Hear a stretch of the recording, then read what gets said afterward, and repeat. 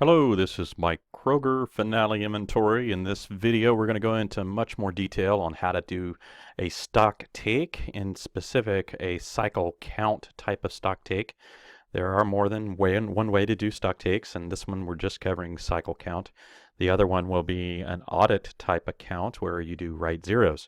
So look for that video separately. This one, we're just going to cover the stock takes doing a cycle count. So let's jump into this video. So let's go over to Finale's home screen. One of the main things you need to always remember when you're using the mobile barcode scanner, it is not a real-time, in other words, up to the second integration with your cloud inventory. So when you do a stock take, it is imperative that you update the mobile barcode scanner immediately before doing a stock take. And then while you're doing a stock take, you need to make sure that nobody else does any sort of operation in the stock locations that you are auditing while you are doing the stock take. That is to prevent any abnormalities as a result. So in other words, once you begin an audit process of a particular stock storage location, you cannot allow other people to pull product out of there until you are done auditing that location or doing your count. So in the middle of doing a cycle count, if you're in the warehouse counting a location and then you have another stocker or warehouse operator come by and pull some parts out of there to fulfill a sales order, that's going to mess everything up.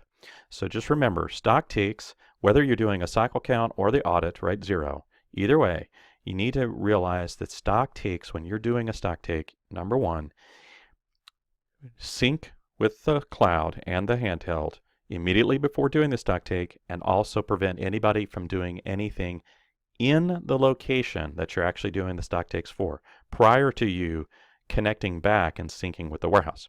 So let's move forward and let's go into details. So what am I going to do first if I'm going to do my stock take? I need to go to Barcode Scanning. Let's do Connect to Dock Mobile Scanner. Let's make sure I have the absolute latest and greatest, so I'm going to update my scanner. Once I get the latest and greatest, I'm now confident that I've got the latest information.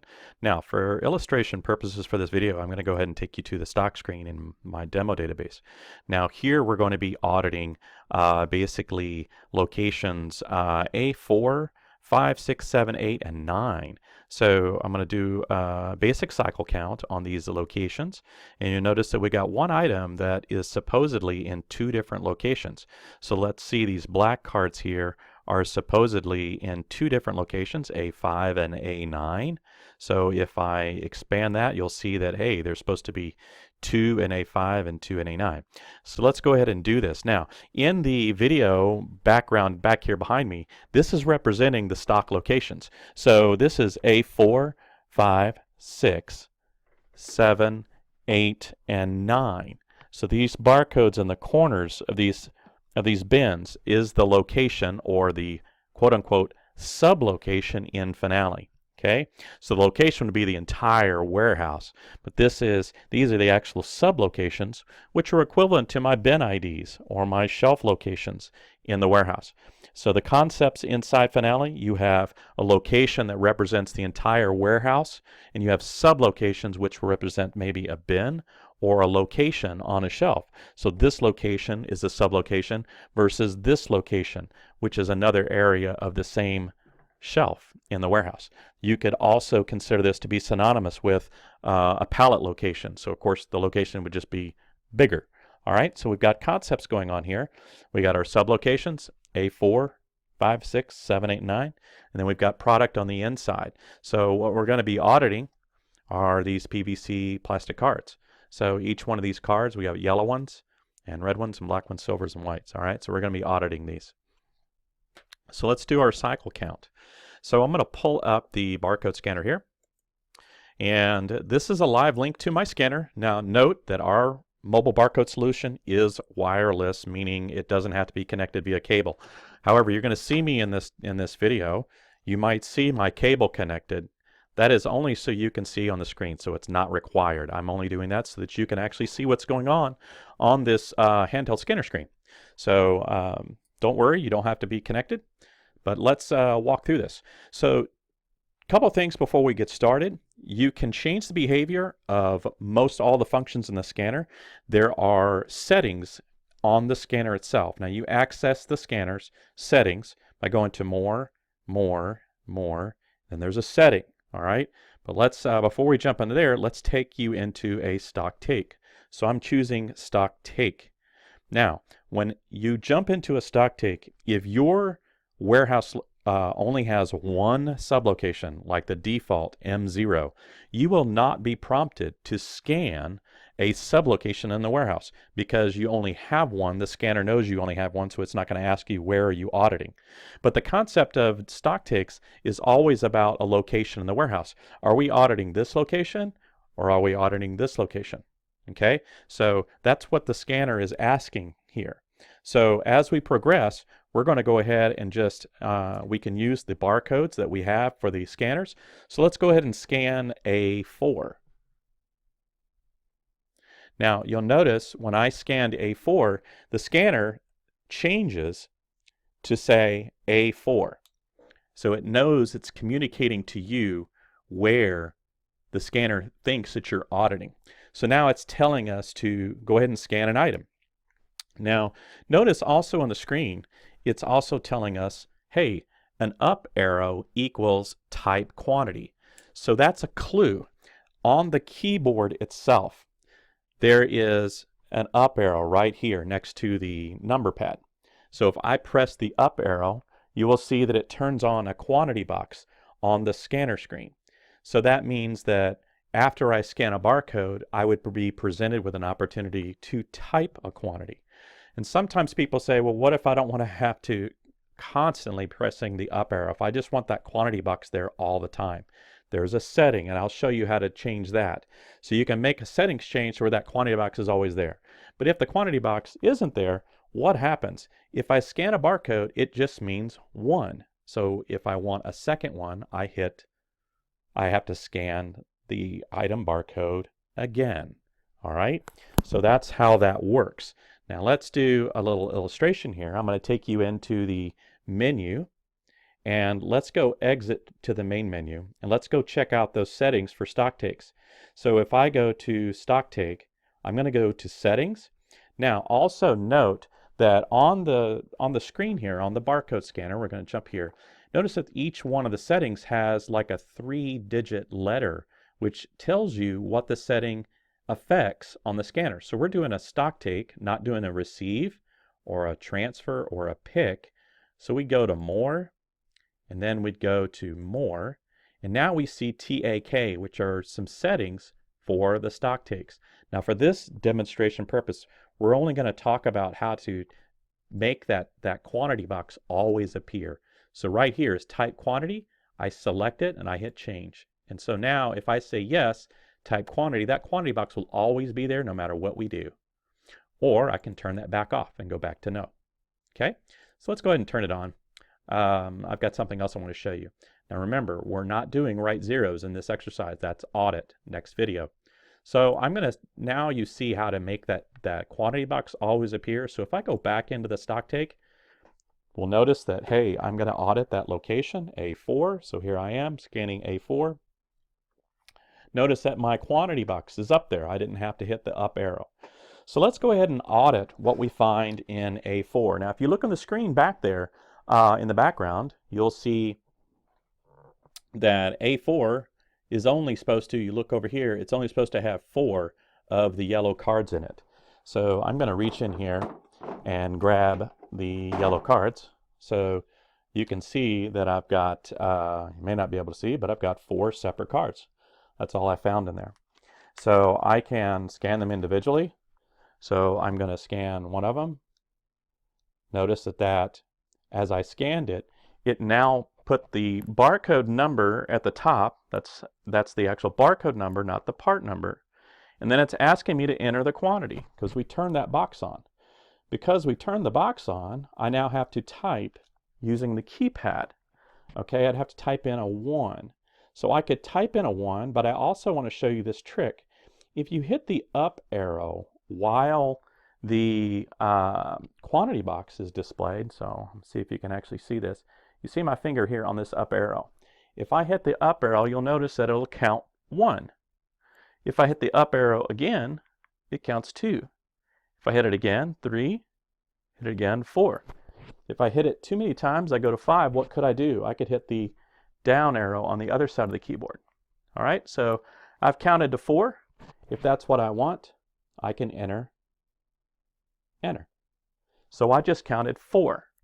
And if you look at the bottom of the scanner display, right down here, it's showing you that we've scanned 4 of that card.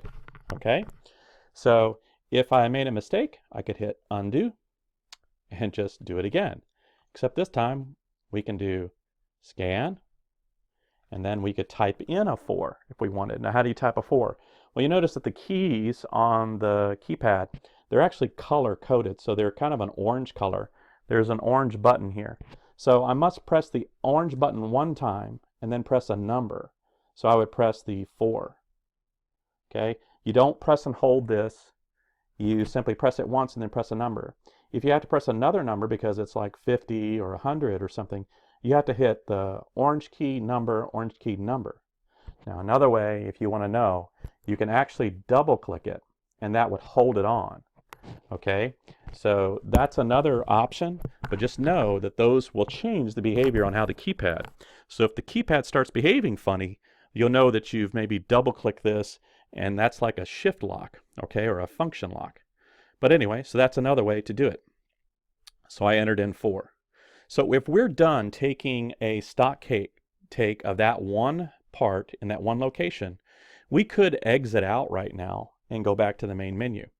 But we're not going to exit out because we're doing more than one location. So I'm going to move on to the next location. So instead, what I can do, I could choose to go to the menu, and then I could say I could review what I've done, so I can see that I've counted 4. I could go back to the menu, and I could, if I had made a mistake, I could delete that by hitting it and hitting delete. Of course, I'm not going to do that. But I also can do see what was supposed to be in this location ahead of time. So that would be like going to stock before. So it tells me there was supposed to be 4. Excuse me while I lose my microphone. So it told me there was supposed to be 4 there. So if I go back, I can do menu. What else can I do? More, stock variances. So what if there was a difference from what I count? I could see that in my variance page. There's no variance. So I've counted exactly what was supposed to be there. I can also do more and say what my stock is after. Of course, we know what it is. I've only scanned 1. All right. So notice that those are your options in the stock take. Now, if we want to move on to the next location, do I have to exit? I don't have to. I can. And then I can do another stock take. But since I'm in the stock take mode, all I got to do is scan the location. Watch what the scanner is going to do. So the scanner comes up and says, hey, did you exit location number 4 and start location number 5? And it also tells me no variances, by the way, you're good to go. So you could say, yes, that's exactly what I want to do. So I say yes. So now it's telling me, notice the scan, it actually changed and updated here. Tells us that we're in the A5 location, and it just tells us go ahead and audit this location. So I'm going to reach in here, A5, see what I find. Ooh, I got a couple of things in here.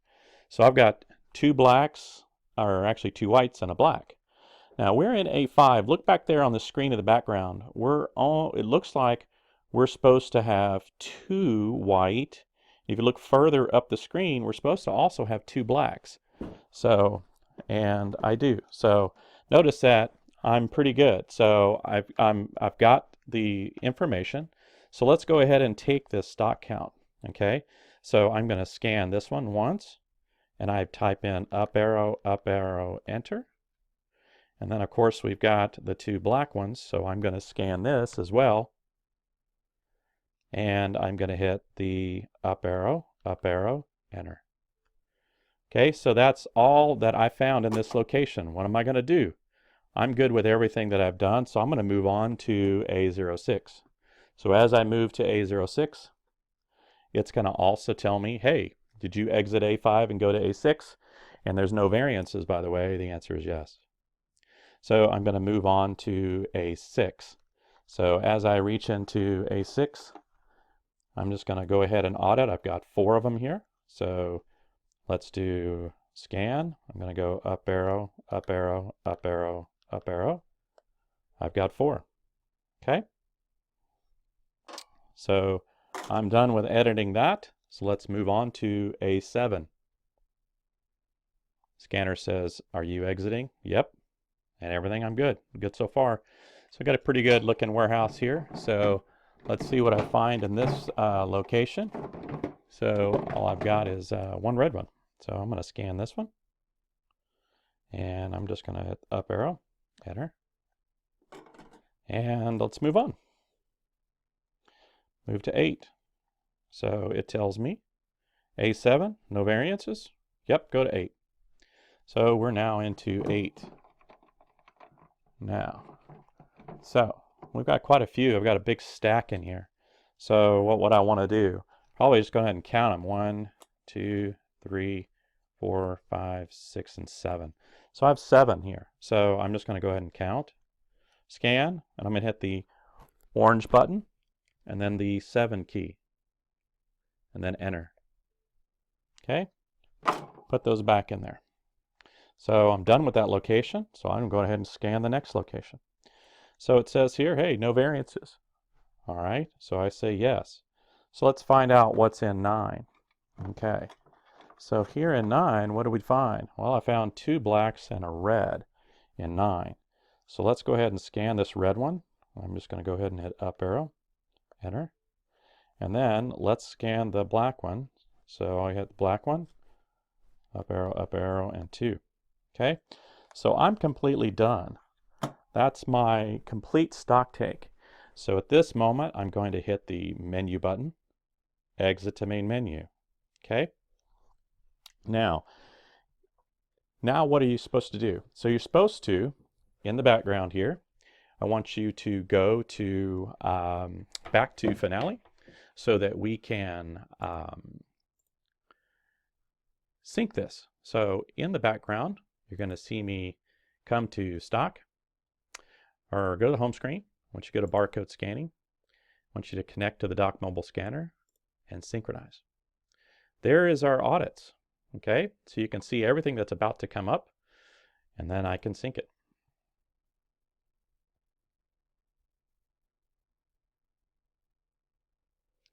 And lo and behold, it's going ahead and uploading everything.